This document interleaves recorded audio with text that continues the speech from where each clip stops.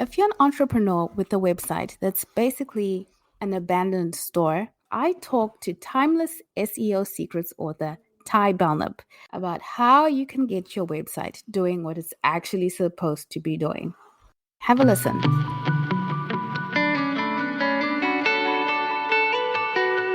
Welcome to Reinventing Perspectives. Today we have an amazing guest. Ty, please, tell us who you are and what you're about. I'm Ty Belknap. I am the CEO of Portbell SEO, which is an online marketing and search engine optimization company. I'm so glad and honored to have you on the show today, because for everyone who's got a business that they're thinking, okay, I need to move online. Okay, so everyone who's starting an online business, for everyone who's trying to figure out, how do I get seen in this space? Everyone knows my store, but I'm like drowning in online. This is the conversation for you. So thank you so much for joining us. Thank you for having me. You're ahead of your time with online business and working with remote workers. Tell me, how did you become an entrepreneur? How did you get into the SEO space? I've had the entrepreneur spirit actually most of my life. Probably started when I was 7 or 8 years old, when my parents got really mad at me because I set up my own garage sale and sold all my Hot Wheels, which of course they purchased for me. When I was an early teenager, maybe 12 or 13, I also figured out that I could ride my bicycle to the local store, which is a couple miles away, a long ways away for a 12 or 13-year-old, buy a bunch of candy, take it back to the neighborhood, and resell it to all the other kids. And so I was doing it most of my life. But really what got me is I actually failed at several businesses when I was a younger adult, mostly because I've always had a passion for what I do. And this is actually how I got into marketing, because I knew very little about marketing and I knew very little about the back end part of doing business, all the books and all the financials and all that other stuff. I became a network engineer working at companies like Compaq, Microsoft, places like that. I actually worked for Microsoft twice. I didn't learn the first time I was there. Nothing against Microsoft. They're a great company, but it just wasn't my kind of thing. And so the second time I was there, I decided to quit and do my own thing. But again, I still hadn't learned anything about business or anything about marketing. And so my very first year, I did a web design business. And my very first year, I made almost to the dollar 10% of what I made my last year at Microsoft. Big eye opener. And I realized that I had two choices: either just stop trying to be an entrepreneur, go to work for other people, which I've never liked doing, or break down and start learning the things that I didn't know. And the biggest thing I didn't know was marketing. And that's actually how I got into search engine optimization. That was in 2002. SEO wasn't even a word back then, but I knew that I had a website with great information. I knew that I could build websites for other clients. I had to learn how to get that in front of them. Yahoo was big at that time. Google was just coming out, just starting to take over Yahoo at that time. So it was a time of great change and a time of great learning. The surprising thing, though, is the learning really hasn't slowed down since then. It's definitely an industry that changes all the time. I can imagine your parents were they entrepreneurs too, or were they frustrated that you keep selling everything? They were actually entrepreneurs too. They got more into the multi-level marketing kinds of things. I think they were in Amway for a while and tried things like that. My father had a regular job as well, but I think he had that spirit because he was always trying to do things like that. You actually have seen the change of search engine optimization over such a long time. I can imagine what that is like, because there's so much change in that space. For our listeners who are early entrepreneurs, they probably have heard of SEO, and it's this big thing out there. They're not really sure what it is, but they know they should know what it is. Can you just give us, what is SEO, and is it something that someone can learn for themselves? Should they try to learn for themselves, or? I think anybody can learn it from themselves. Every web page is really built on what's called HTML coding. So you get into that HTML coding and you can figure out all the little nuances, all the little things to do. It doesn't take more than 60 or 80 hours of training to get the basics down. So it's not tough. And if I really went into the details of that right now, I'd probably put your entire audience to sleep. And so I'm not going to do that. Actually, over 70% of SEO, of search engine optimization, can be done by people on their own. It does take a little bit of training and it does take some finagling, and it's definitely a trial and error kind of thing. Even as much as I know, I still do trial and error sometimes because every industry is different. I've got a much better idea after doing it for over 20 years of what to do, but there's still some times where I do what I think should work and it doesn't, and then I do something that I think shouldn't work and it does. But there are some basic things. In fact, fact, if you go to my website, portbell.com, right on the top, I have a brand new program where I do a combination. I do the really techie stuff for the people's website for them. And then over a 3-month period of time, I train them on the things that they can do for people that don't want to try to learn how to do it completely on their own. But the number one thing, and I actually wrote a book about this too, but the number one thing is what the king of marketing on the internet is content. It was the king in 1995. It was the king in 2002, and it's still the king today. Writing really good quality content and writing as much of it as you can. It's a combination of both those things. If you can do that, you can get higher in the search engines than most of your competition if you do that right. Now, when you say write a lot of content, I know already people cringe when they're like, oh no, not more content. Yeah, I have to write more. How much is a lot? How much is enough? That is actually a difficult question to answer because every industry is different. I'll pick on one industry. If you think of a parking lot, I worked with a company that does that layering over the parking lot that makes it look nice and black and pretty and all that. And we were able to get them onto page 1 in 3 weeks because they literally had only 3 clients within a 1,000-mile radius, or 3 competitors, I should say. So there wasn't a lot of competition. Mm-hmm. And unfortunately, one of the largest competitive keywords on the market in America, actually no matter what time of year, but the holidays we just got through is even the biggest time of year is DUI attorney. And it's kind of sad, but it is one of the largest keywords, the most competitive keywords in America. And to get a DUI attorney onto page 1 in a major city could take a year. And that's a year of working on it 3-4 times a week, every single week for that year. Now, most people are somewhere in between those two. You're not going to get there in 3 weeks, but it probably won't take you a year either. But it all depends on how much competition you have on the internet. Now, as far as how much content, really what it boils down to is the more the better. Search engines love words. In fact, the entire internet is run off words. A picture can say 1,000 words. But a search engine will look at a picture and completely ignore it because it doesn't know how to interpret it. And even the same thing with videos. We're speaking stuff on videos. There's a lot more voice to text stuff, but the search engines still aren't using that yet because it's not good enough. It doesn't do a good enough job just yet. The day is going to come when it will. That day might be soon, but right now it still isn't. So the written word is still king. If you think about it this way, the front page of your website is basically your sales page. This is where you want to tell your clients how you can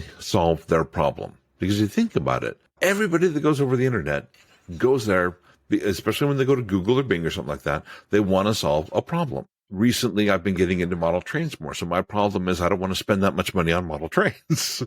So I go to the internet and I find better prices for model trains. Well, what's happening when I put those keywords in is websites are popping up. So that's what you want to be able to do. You want to be able to solve that problem that people have better than anybody else does. And by saying that, it's really getting the right keywords. If you sell Nike shoes, you don't want to be on page 1 for Adidas because it's not going to help you. If you are a plumber, you don't want to be on page 1 for architecture. It's not going to help you. You want to make sure to get the right keywords. I like picking on plumbers too, because as far as I know, and I could be wrong, but there's 7 different kinds of plumbers. There's residential, there's commercial, there's industrial, there's multi-level buildings, there's just, single-level houses. There's all sorts of different kinds of plumbers, and they all do different things. Some of them only take care of the water that goes into the house. Some of them only take care of the water that goes from the house back to the street. But they're all called plumbers. And so getting those keywords done just right as part of that content is huge. I hope I answered your question. Yes, okay. You did. And we got it in a new way. I think for entrepreneurs, just understanding how to have that website, like you said, its function as being a sales tool. Yeah. For a long time, especially for entrepreneurs like myself who are not in the SEO space, it was just like, well, you just need a website. Right. It wasn't like, no, this is your sales tool. It was, well, it looks pretty and I'm happy with it. It's just there, but I'll be doing sales this way. So understanding really the importance of this. And not just a sales tool, things are changing a lot. I read something the other day which really hit home for me. They said teaching is the new way of selling. And so the more that you can teach your clients, here's the the rub because people don't want to give away their trade secrets generally. They figure, hey, if I give this away, then they don't need me. Well, the kind of people that are going to take that information and do it themselves may not be your customer anyway. But the other people, they're going to read all the information that you put out on your website or social media or wherever it might be. And the more you put out, the more they're going to realize how much of an expert you are. I give away probably 70 to 80% of the kind of work that I do. I have the advantage. The other 30% is so technical, you'd never want to do it. But the 70% that you can do yourself, I'm happy to give that to people simply because there's going to be some people that'll sit there and say, wow, that's great information, but I still don't want to do it myself. I still want to hire someone else to take care of it for me. And the ones that do want to do it themselves, chances are they're going to tell the people that they know about that information, and maybe one of their friends will hire me. True. It is because you have the people who will Google it to death and figure it out. So if they don't get it from you, they'll get it from someone else. At least you get that brand recognition and the brand awareness. People know you're an expert, the people who don't care, they just want to know that you actually really do know what you're talking about, and they're happy to hire you. You have that advantage. And you said the perfect thing. I glossed right over that. And you're absolutely right. If you don't tell somebody else about it, your competition is going to. Because anything can be found on the internet these days. People can even learn the techie, nerdy stuff that I know on YouTube these days. It's still complicated to do, but it's out there. So there are no more secrets. That's a great takeaway. Thanks so much for that. If you were starting a business today, because it's the beginning of the year, people are crazy about starting businesses right now. If you were starting a business today, what would you focus on for your online marketing efforts? I just saw a statistic, which I absolutely loved. More people started their own businesses in 2020. It was 2 or 3 times as many as in 2019. So the pandemic hit and all this stuff happened, and yet more businesses were formed since the pandemic started in these past two and a half years than the 5 years before that. And so I love that. But I'm actually going to pick on what I already said. Number 1 is content, write good content. It's tough to figure out exactly how much. I touched on this a bit before, like your front page is more for people. But your main service page or your main product page, if you have a main product, I would write 3,000 words on that. No, that sounds like a book, but I would write 3,000 words about that product. Even if you have a beautiful picture about that product, then write a bunch of words describing that picture. Because remember, the search engines aren't going to see that picture. Now, people are probably going to read the first paragraph or 2, and then they'll decide whether or not they're going to buy.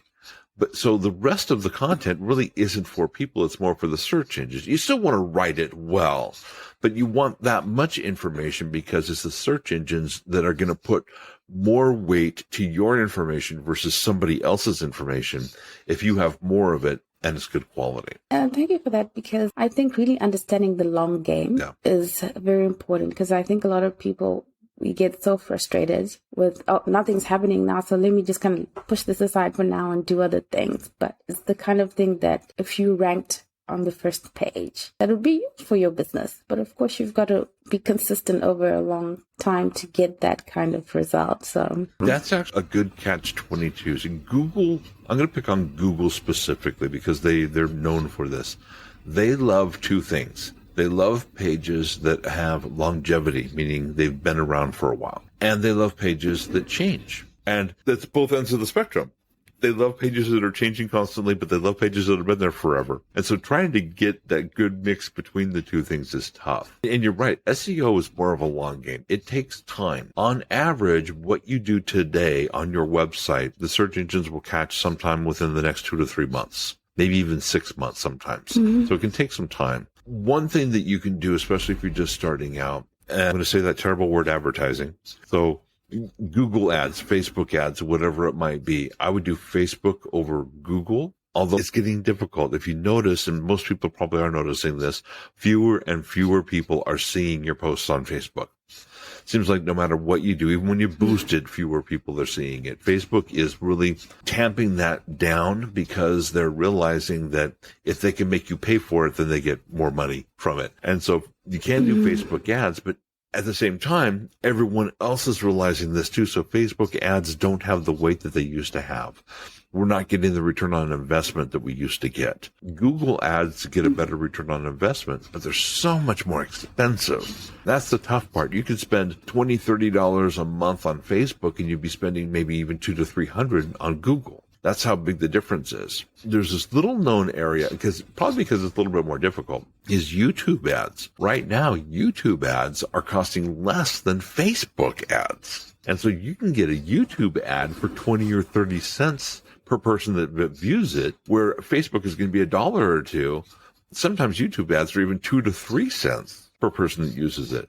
So YouTube ads are a great resource right now. They may not be for long, but right now they are. Oh, wow. I didn't know that. I just think YouTube, and I'm like, oh, that must be a lot of work.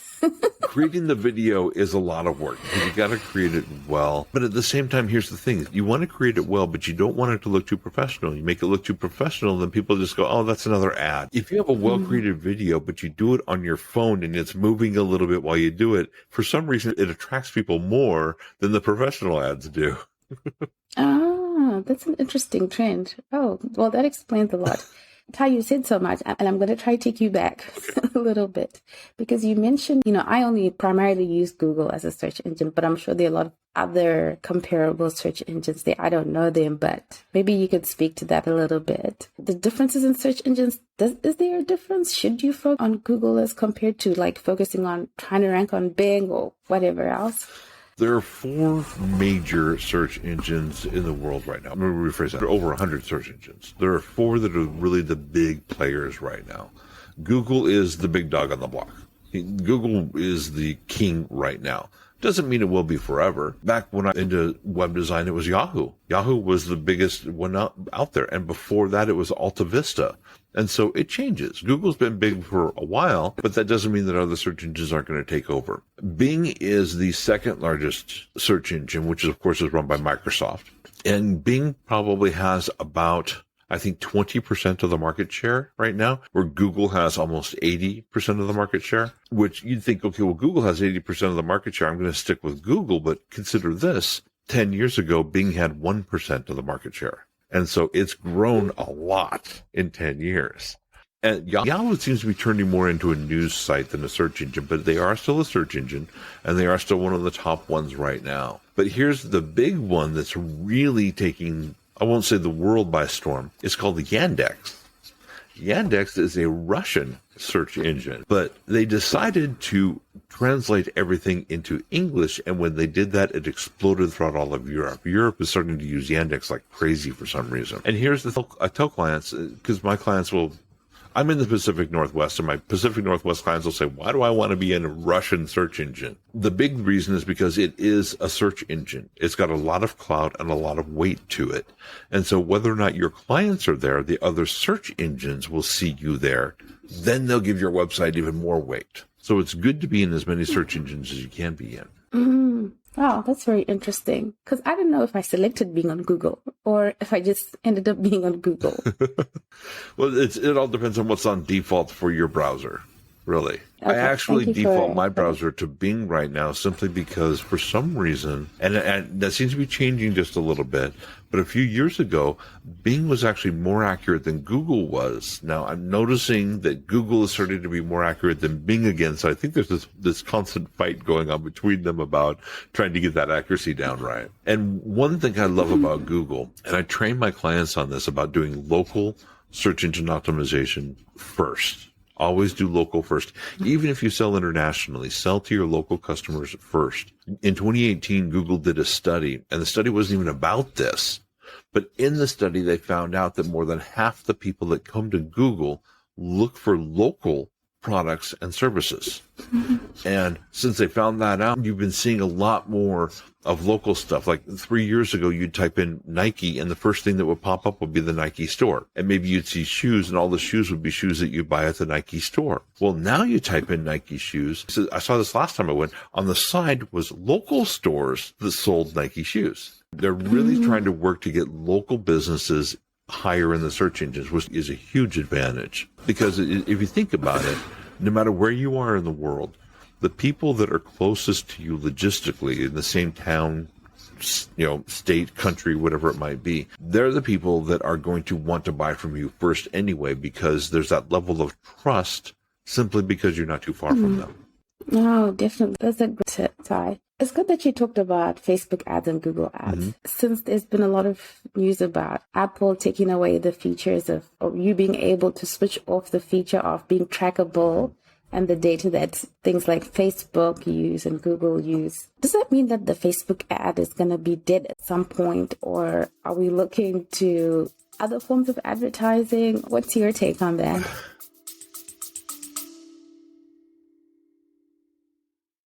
Hey, small business family, quick pause here. If you've been listening and thinking, I need help getting clear on my message and how to actually market this amazing thing I've created, I've made something just for you. It's called the Clarity Intensive, and it's 2 focused sessions, one-on-one, where we untangle your ideas, map out your next best move, and build a foundation for real business momentum.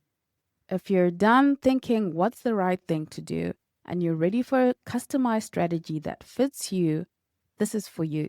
You'll find the link in the show notes, or you can visit the website www.reinventingperspectives.com/shop, and you'll see our Clarity Intensive 1-to-1 marketing coaching. Let's get back to the show. We have been spoiled rotten. The internet, we have. The internet is the new Wild West. If you think about it, before the internet, what did people do? They advertised in newspapers and phone books and magazines. Well, how did you know who was looking at them? How did you know whether or not they even saw your ad? How did you know whether your ad was effective if they did see it? There was no way to actually track that. None at all. You had to guess. You'd go out and you would spend up to tens of thousands of dollars. You would do ads for a month or 2 months or 6 months just to see if what you did might work. And so then we get the internet and we get this Google stuff, and we have so many statistics that we can find out. I mean, oh, look at that. This 35-year-old in San Francisco, California, looked at my ad at 2:34 in the morning. What, I can't track that anymore? How mean of you. It was bound to happen. It was. And here's the big thing. This is what they're finding out so far. Less than 1% of the people are actually turning that off. Most people aren't bothering to turn it off. Apple has a thing where you can go in and turn it off, but most people just aren't bothering to do it. And even if they do, the internet, just the way that it is, there's still going to be general statistics that we can use to help us determine who's looking at our stuff, when they're looking at it. There's certain things that they can't turn off. They can't turn off what country you're in. You may not be able to pick the exact kind of person it is anymore, but you're always going to get much better statistics than you were able to get before the internet was around. Oh, for sure. Because when I heard that, I was like, all the people who are like, oh no, Facebook is going to stop telling me exactly who wants to read my kind of book in which place in the world. Exactly. Exactly. And it is tough because, like I said, we have been spoiled. We're used to being spoiled on that. And I am one of those people. I love those statistics. I love seeing, hey, people 22 to 35 are looking at this more than people 35 to 40. That's awesome. And yeah, when that goes away, it is going to be a little bit more difficult to figure that out. But I think that there's always going to be ways to do privacy on the internet is important. And I really think that in general, we don't have enough right now. And so I think adding in some more privacy is more important than those demographic things that we can get. And like I said, there's a lot of people that aren't going to care. They're going to say, hey, yeah, you want that information? Go ahead, take it. I have to ask you this because I think the online world is one of those places where it's like there's so much to do. And for a new and early entrepreneur, it can be so overwhelming. Like, how do you balance all the kind of online activities that you need to do, to rank, for people to know what you're about, to be teaching, and also to actually run, your core business at the same time? Yeah, I would recommend spending no more than 4 hours a day getting on social media and doing Facebook, TikTok, Twitter, LinkedIn, getting all those done. Definitely no more than 4 hours a day. And if you're spending that much time, that's way too much. One thing that you can tell about most of the social media search engines, things like that. Oh, first off, your website needs to be the cornerstone of your business. If your business is on Facebook, not get it off, but make the cornerstone your website. Facebook is just one of your marketing avenues. I know people that have their entire business on Facebook. They don't even have a website. To me, that is not the right way to do it. And if you want to push against me, I understand that, but I'm also going to say, look at Google+. I personally know 2 businesses that went completely out of business because everything they did was Google+. They helped people get onto Google+. Their business was on Google+. Their business was about Google+. Google's a multi-billion-dollar company. There's no reason they had to shut it down. It wouldn't have mattered if it lost money. Google's not going to lose money, but they still shut it down. Zuckerberg tomorrow could say, I don't want to do Facebook anymore. Let's just shut that off. Now, he probably won't, but he could. It's his. We don't own it. And so, but nobody can shut off your website. Your website is there. The only person that can shut off your website is you if you don't, pay the bills to keep it going. So that's why I say your website should be your cornerstone. Here's one thing I think a lot of people forget to think about is who really is your target market, and pinpoint it as much as you can. Is it more likely to be a male or a female? Are they more likely to be in their 20s or their 50s? Are they more likely to be upper middle class, lower middle class, middle class? Where do they shop? What kind of car do they drive? A lot of people will say, well, I don't want to limit myself this way. You're not limiting yourself. You're not going to be excluding everybody else. But if you can really target who you're marketing to, you spend a lot less money doing your marketing. Because a perfect example, there was a lot more in-person networking, of course, before COVID started. And I was at a networking meeting, and there was a guy who happily stood up.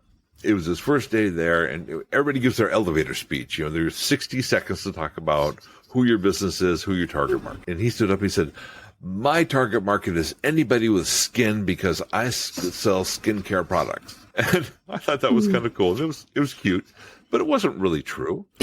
Your average 5-year-old isn't going to buy his $150 skincare products. It's not anybody with skin. And think about it. If, let's say you sell skincare products and you advertise to everybody, you advertise even to 5-year-olds and 90-year-olds and people in Ethiopia and wherever it is, you're spending a lot of money on marketing.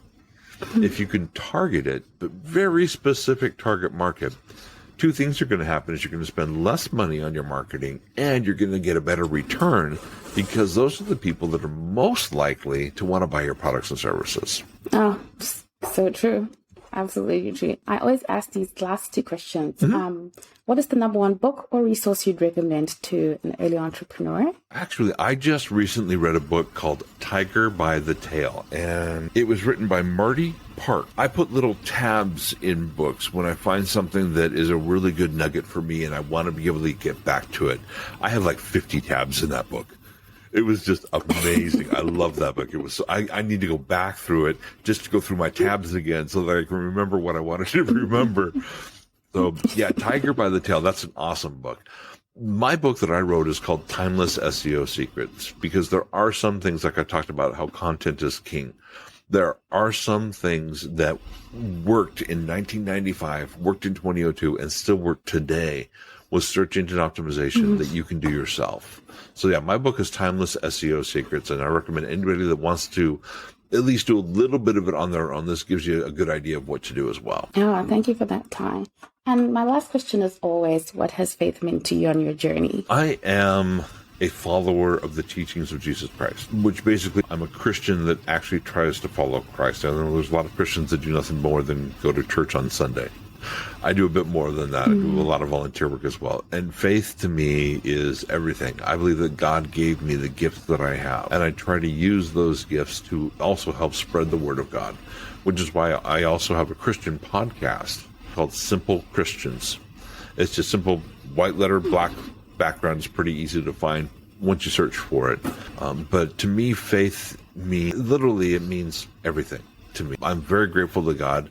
I don't talk about this much. I actually had open heart surgery 2 years ago in the middle of COVID, July of 2020. 3 months after it came out, I had to be in a hospital and had to have my heart worked on. And so it was a very scary time. But to me, I knew that if it was my time to go, then it was my time. And I had no worries about it. And if not, it just meant that God wanted me to help spread his word a little bit longer. Oh, thank you so much for sharing that. Thank you so much for that message too. It's important. Now, Ty, where can people go to learn a little bit more about you and what you do? I'm on all the social medias, of course, but if you just go to our website, portbell.com, you're going to find right at the top of the page, I talked about the DIY SEO training. I've got a free work guide. Your website's search engine friendly. There's a whole bunch of information that I actually give away, and most of it you can find right on the front page. It's a great resource for everyone to go to, because let's understand how to do SEO and get our online businesses doing what they should be doing. Yeah. So thank you so much for this. Thank you, Ty. Thank you so much. For more information, freebies, and clips from various episodes, please follow us on Instagram at Reinventing Perspectives, or go to our website, www.reinventingperspectives.com. Thank you so much for your time. We absolutely value your time, and even more, we value your feedback. Don't forget to leave us a review. Thank you so much, and see you again next week.